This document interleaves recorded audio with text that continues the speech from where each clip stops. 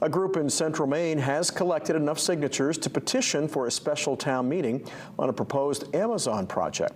Sidney Waterville Citizens for Smart Growth says it gathered the required 262 signatures in just one day. Town officials say they're still validating those signatures. Organizer Tim Stonecipher says residents have raised concerns their voices won't be heard through the current public hearing process.